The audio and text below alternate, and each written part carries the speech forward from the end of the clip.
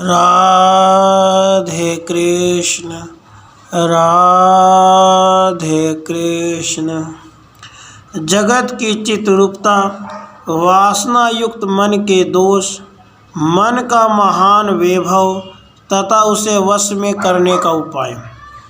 श्री वशिष्ठ जी कहते हैं, श्री राम, जैसे सागर से उसकी बड़ी बड़ी लहरें उठती हैं, उसी प्रकार परब्रह्म परमात्मा से इस चित्रूपी तरंग का उत्थान हुआ है। यही अपने संकल्प से विशालता को प्राप्त होकर चारों ओर इस भुवन का विस्तार करता है। सब प्रकार की वस्तुओं से संपन्न यह जो कुछ भी चराचर जगत दृष्टिगोचर हो रहा है, सब का सब चित्त के संकल्प से ही प्रकट हुआ है। श्री राम, जैसे छोटा बच्चा घर में कीचड़ या गीली मिट्टी से विचित्र खिलौने बनाता है, वैसे ही मन अपने संकल्प से विकल्प रूपी जगत की सृष्टि करता है। जैसे ऋतुओं का निर्माण करने वाला काल विभिन्न ऋतुओं में वृक्ष का कुछ और ही विलक्षण रूप कर देता है, उसी प्रकार चित्त भी इन सब पदार्थों को विलक्षण सा बना देता है।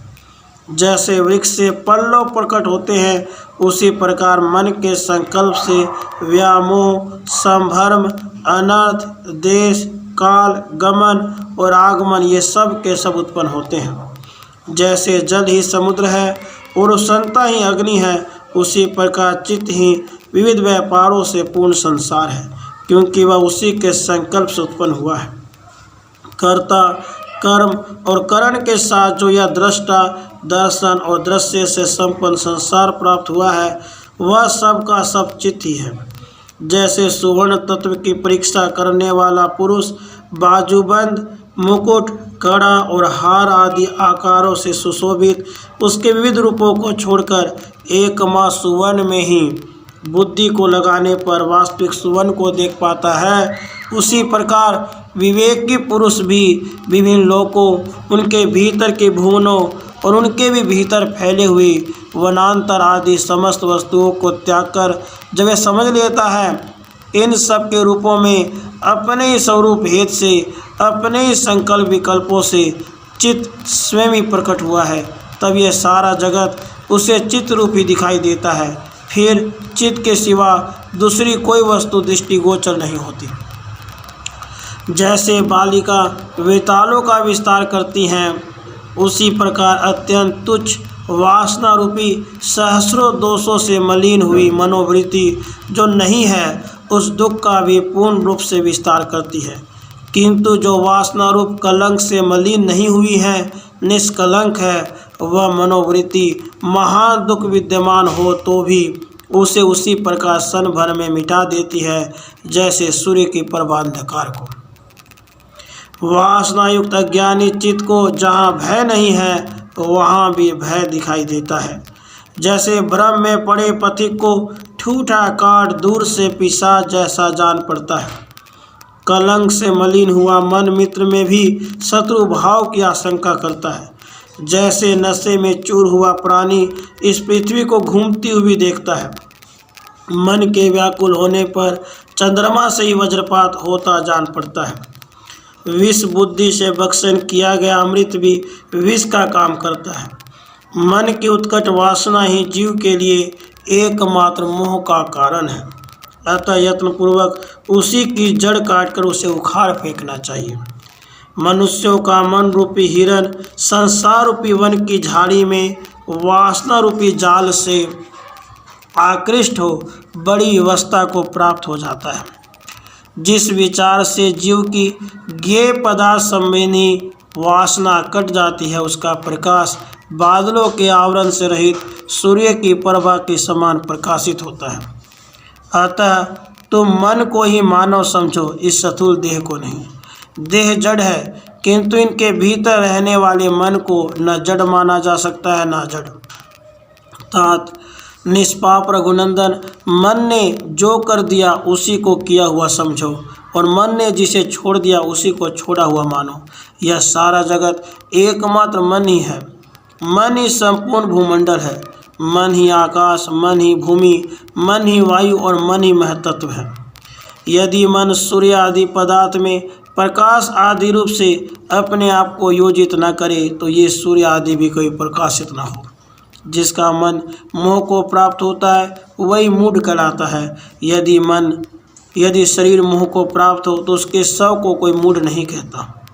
मन जब देखता है तब नेत्र बन जाता है, सुनता है तब श्रवण या कान बन जाता है, स्पर्श का अनुभव करने से वही त्वक इंद्रिय का रूप ग्रहण करता है, सूंघने से घ्राण इंद्रिय और रसास्वाद करने से रसन इंद्रिय हो जाता है। जैसे नाटक में एक ही नट अनेक भूमिकाओं विविध रूपों में देखा जाता है, उसी प्रकार देह के भीतर इन विचित्र इंद्रिय वृत्तियों में केवल मन की ही अनुवृत्ति होती है। मन छोटे को बड़ा बना देता, सत्य पदार्थ में असत्ता स्थापित कर देता, स्वादिष्ट को कड़वा बनाता और शत्रु को मित्र बना लेता है। यदि भगवत स्मरण आदि मनोहर मनोवृत्ति का उदय हो तो रौरव नरक का दुख भी सुख के रूप में परिणत हो जाता है। जिसे कल सवेरे राज्य मिलने का विश्वास है वह यदि कारागार में अच्छी तरह बंधा हो तो भी उसका वह बंधन दुखद नहीं होता। मन के जीत लिए जाने पर सारी इंद्रियां स्वतः वश में हो जाती हैं। श्री राम सर्वत्र विद्यमान, स्वच्छ, निर्विकार, सम, सूक्ष्म, साक्षी स्वरूप, संपूर्ण पदार्थों में अनुगत, चैत्य पदार्थों से अभिन्न तथा चिन्ह मात्र रूप जो आत्म सत्ता है, उससे उपलक्षित जो वाग आदि सब क्रियाओं से रहित ब्रह्म है, उसे भी यह मन देह के तुल्य और जड़ बनाकर अंतःकरण में काम संकल्प और भ्रांति से और बाहर पर्वत, नदी, समुद्र, आकाश एवं नगर आदि की लीला से युक्त हो व्यर्थ घूमता रहता है। जिसे चित्त ने देखा है वही वस्तु देखी गई मानी जाती है। यदि चित्त ने नहीं देखा तो सामने रखी वस्तु भी नहीं दिखाई देती। जैसे अंधकार में नील रूप की कल्पना की गई है, उसी रूप की तरह मन ने अपने में ही इंद्रियों का निर्माण कर रखा है। इंद्रियों से मन साकार होता है और मन से इंद्रियां। इस प्रकार यद्यपि दोनों समान है तथापि इनमें मन ही उत्कृष्ट है, क्योंकि मन से इंद्रियां उत्पन्न हुई है, इंद्रियों से मन नहीं। इस तरह चित्त और शरीर एक दूसरे से अत्यंत भिन्न होने पर भी जिनकी दृष्टि में इन दोनों की एकता अर्थात जो चित्त और शरीर दोनों को जड़ कोटि में मानकर उन्हें एक सा समझते हैं, वे ज्ञेय आत्मा के ज्ञाता परम ज्ञानी महात्मा हम सब के लिए वंदनीय है। जब मन अन्यत्र आसक्त होता है, किसी दूसरे काम में उलझा रहता है, तब बड़े यत्न से कही का जाती हुई कथा का क्रम भी टूट जाता है। स्वप्न में जब मन उल्लास को प्राप्त होता है तब हृदय के भीतर ही निर्मित हुए नगर एवं पर्वत आदि विस्तृत आकाश में निर्मित नगर और पर्वत आदि के समान अपने अपने कार्य को करने में समर्थ दिखाई देते हैं। जैसे चंचल समुद्र अपने आप में ही तरंग मालाओं का विस्तार करता है, उसी तरह मन स्वप्न अवस्था में अपने से विकसित हुए हृदय में ही पर्वत और नगरों की श्रेणी को फैला देता है। जैसे समुद्र के भीतर जल से तरंगमालाएं और छोटी छोटी लहरें प्रकट होती हैं, उसी तरह देह के भीतर मन से ही स्वप्नगत पर्वत और नगरों की पंक्तियां प्रादुर्भूत होती हैं। जैसे पत्र, लता, फूल और फल की शोभा अंकुर का ही स्वरूप है, उससे भिन्न नहीं, उसी प्रकार जागृत और स्वप्न की विलास भूमियाँ मन का ही विकास है, मन से भिन्न नहीं। जैसे सुवर्ण की नारी प्रतिमा सुवर्ण से भिन्न नहीं, उसी प्रकार जागृत और स्वप्न अवस्था की क्रिया लक्ष्मी चित्त से पृथक नहीं है। जैसे जल का वैभव ही धारा, जलकण, तरंग और फेन आदि की शोभा के रूप में दृष्टिगोचर होता है, उसी प्रकार जगत के विविध पदार्थों के रूप में यह चित्त का ही विचित्र वैभवशाली नानात्व प्रकट हुआ है। जैसे नट श्रृंगार आदि रस के आवेश से विभिन्न भूमिका वैश्य वैचित्र को ग्रहण करता है, उसी प्रकार अपनी चित्तवृत्ति ही यह राग के आवेश से जागृत और स्वप्नगत दृश्य प्रपंच के रूप में उदित होती है।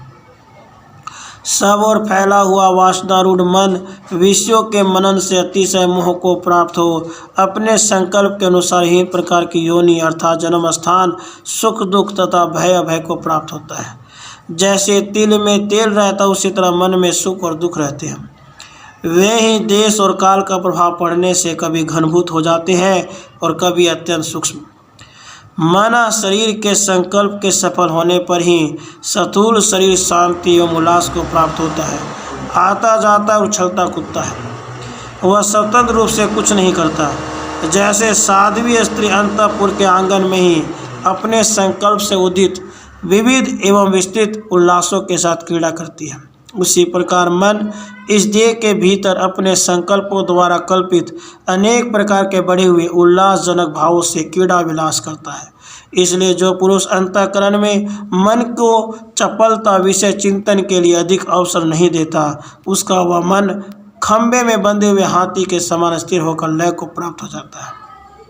निष्पाप रघुनंदन, जिसका मन एक लक्ष्य में स्थिर होकर अपनी चपलता का त्याग कर चुका है, वह ध्यान के द्वारा सर्वोत्तम पद परब्रह्म परमात्मा से संयुक्त हो जाता है।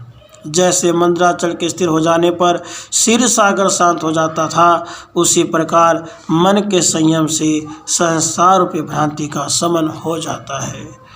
राधे कृष्ण, राधे कृष्ण।